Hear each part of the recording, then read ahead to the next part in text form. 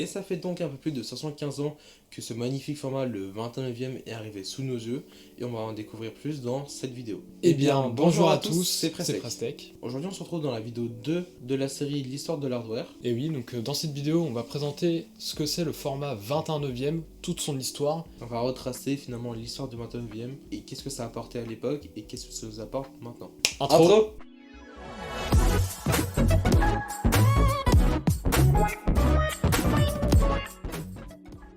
Après la Seconde Guerre mondiale, les télés en noir et blanc au format 4 tiers a été créé. Donc autour des années 1953, le Hollywood a voulu innover, à avoir une taille d'écran plus importante pour leurs films, etc.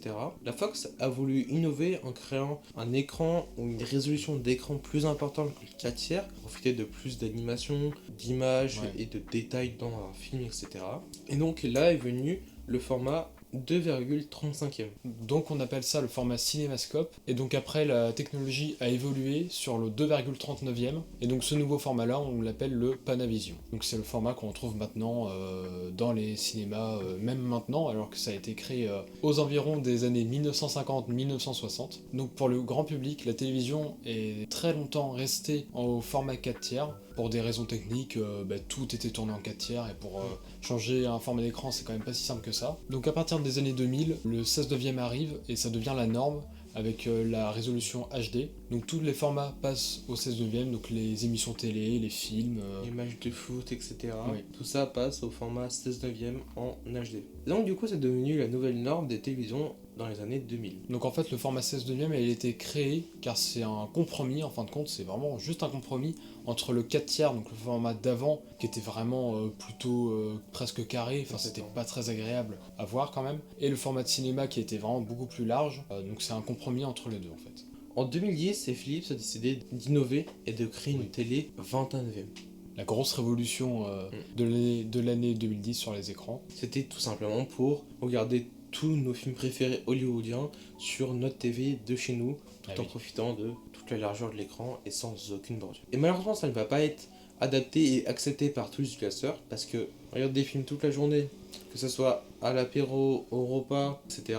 On regarde des films tout le temps. Je pense pas qu'il y a beaucoup de clients qui font ça. Non. Souvent, c'était les matchs de sport, les infos, etc. Oui, la télé normale en fait. Exactement, et de temps en temps, un petit film par-ci par-là, voilà. hollywoodien, qui supporte le format 29e. Mais donc du coup, acheter un écran, des fois 300, 500 € plus. Et encore, t'es gentil, je pense. Hein. Vraiment, c'est... Pour avoir un écran plus large pour seulement des films hollywoodiens, est-ce que ça vaut vraiment le coup? Ça vaut pas le coup. Et donc toutes les personnes de 2010 se sont dit exactement pareil. Le format 29e n'est pas adapté pour nos télévisions. Ouais. Faire du 16/9, la très grande majorité du temps, d'un écran 16/9 avec un grand format qui est tout de même agréable. Donc nous voilà autour des années 2010-2013, LG a décidé d'innover, à essayer de reproduire le format cinéma, et donc LG ils ont créé le format 21/9 comme on le connaît maintenant. Et donc c'était le premier écran grand public qui était pour les gamers, tout ce qui est gamers, créateurs, professionnels, etc. Donc c'était un écran de PC qui était destiné à travailler ou à jouer dessus, et non à regarder tout ce qui était du contenu divertissant, tel que le sport, etc.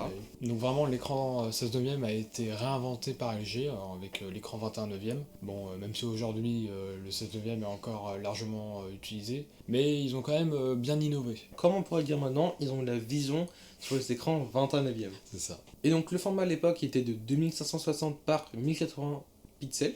Donc comme vous voyez l'écran qui est juste derrière ici, c'est un écran de 2560 par 1080 pixels. Cet écran là, en fait, il a entre 10 et 13 ans, et tout simplement, il marche encore. Mais par contre, c'était le haut de gamme de l'époque. Et encore aujourd'hui, il est toujours de bonne qualité, c'est agréable à jouer, et il marche toujours. Même 10 ans après, il marche toujours. C'était vraiment de la qualité. Et puis d'ailleurs, ton écran, c'était un des premiers du coup.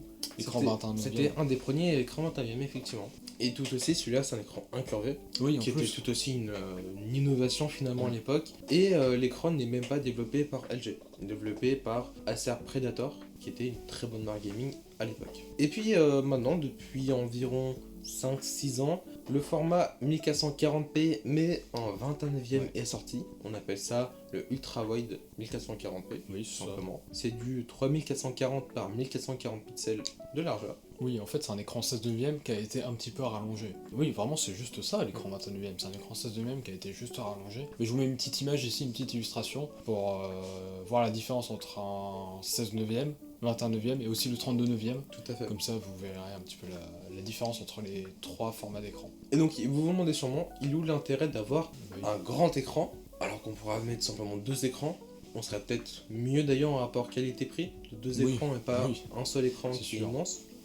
Et bah c'est simple, tout simplement que là, ce que j'ai derrière moi, c'est finalement 2 écrans 4 tiers, ou alors c'est tout simplement un écran 16 neuvième qui est plus large. Ouais. Au lieu d'avoir un double écran qui prend beaucoup de place sur le bureau, on a un seul écran, mais on peut afficher 2 grandes fenêtres, 2, 3, 4, autant qu'on veut, et puis avoir quand même de la place pour travailler, pour lire. Oui. On est C'est vraiment agréable. confortable sur ce genre d'écran. Et ça reste tout aussi un côté immersif pour tout ce qui est travail, ou même pour le gaming. Alors donc maintenant, on va parler du format 21 neuvième pour le gaming.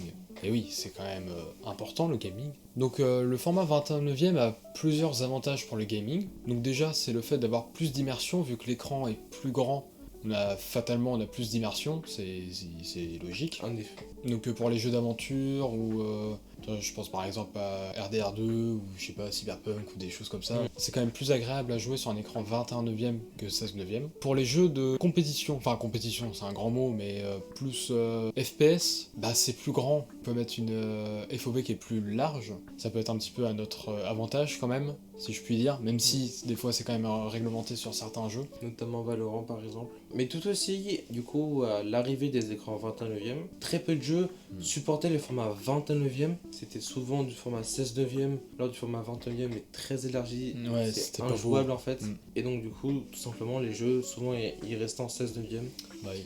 Et à côté, on avait, je sais pas, notre musique ou je ne sais quoi sur les bords de l'écran pour qu'on puisse tout de même utiliser notre grand écran. Oui, parce que sinon il n'y a pas d'intérêt et c'est nul. Alors d'ailleurs, petite information sur en tout cas la PS5, les consoles, le format 21 neuvième n'est pas supporté. Donc si vous achetez un écran 21 neuvième, et bah vous aurez du 16 neuvième. Tout ce qui est console ne prennent pas en compte le format 21 neuvième, que ce soit du Switch, que ce soit du Oui. PlayStation, du Xbox, rien ne prend en compte le format 21 neuvième parce que souvent c'est des consoles typées salon, donc pour Oui. des écrans 16 neuvième. Oui, pour des écrans de télé, donc du 16 neuvième, fatalement. Et donc du coup, LG reprend l'idée, s'est dit, tiens, oui. bah on a un PC. Bah oui, pourquoi pas faire ça avec un PC? Bah oui, mais il me fait chier mon double écran.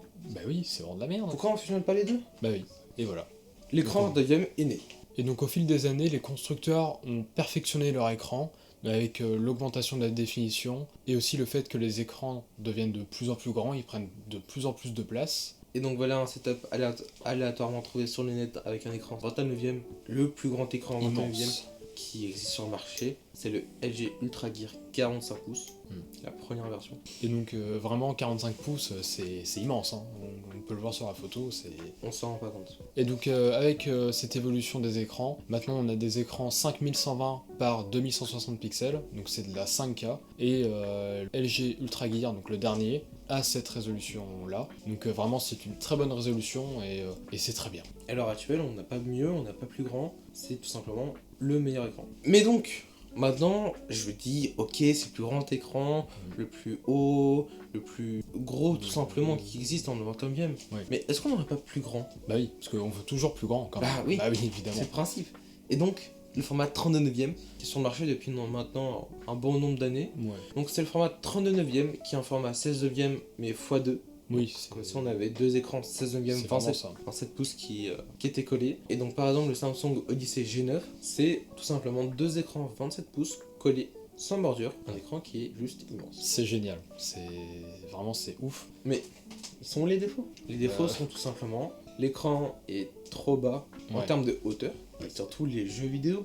Ah oui, bah, les jeux sont pas adaptés. Et aussi, c'est déjà faut avoir un bureau qui est immense, parce que c'est immense. Et le prix aussi, mais il est délirant. Et donc pour le cinéma d'aujourd'hui, on est toujours au format 2,39e, ce qui se rapproche vraiment du 21e. Mais pour tout ce qui est télé, streaming, la majorité des contenus sont en 16 neuvième encore. Il y a encore pas beaucoup de 21/9, quelques-uns sur YouTube, quelques-uns sur Netflix, sur Twitch, non, ça n'existe pas. Très très peu. Ouais, très très peu, donc bon, ça va peut-être arriver un jour, peut-être quand il y aura plus d'écrans 21/9, mais pour l'instant, c'est pas le cas. Mais du coup, ce format-là reste quand même une petite niche comparé à l'immensité des écrans 16 neuvième.